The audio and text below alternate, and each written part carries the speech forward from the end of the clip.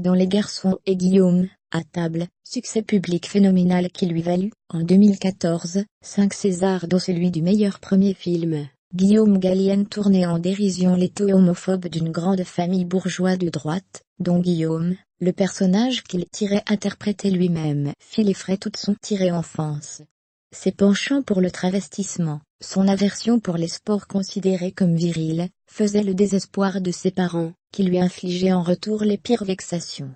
Mais loin de se révolter contre ce gang de barbares, le jeune homme qu'il était devenu n'aspirait qu'à y trouver sa place. Le film se termine, on s'en souvient, par une pirouette, l'étrange coming out hétérosexuel auquel le personnage se livre depuis la scène d'un théâtre signale au spectateur, qu'il a bien été dupé. En réduisant ainsi ce qu'on avait pris pour de l'homosexualité à un malentendu tout juste bon à amuser la galerie le temps d'un film, Gallienne ne se contentait pas de déminer les horreurs qu'il avait fait proférer à ses personnages, il ralliait en quelque sorte leur camp. Guillaume Gallienne filme un personnage dont il considère, pour reprendre une terminaison en vogue, qu'il n'est rien.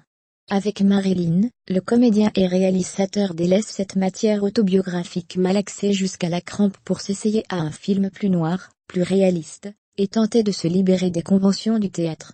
Ce faisant, il reconduit une manipulation du même type.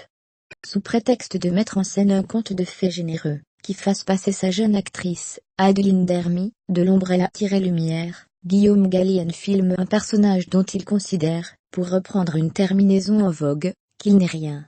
Marilyn apparaît dans la première scène, les pieds dans la boue, en compagnie de quelques paysannes. Rassemblées autour d'elle, pour disperser dans un champ les cendres de son père, les femmes profèrent des sons inarticulés, à mi-chemin entre bruit d'animaux et borborigme des chiens.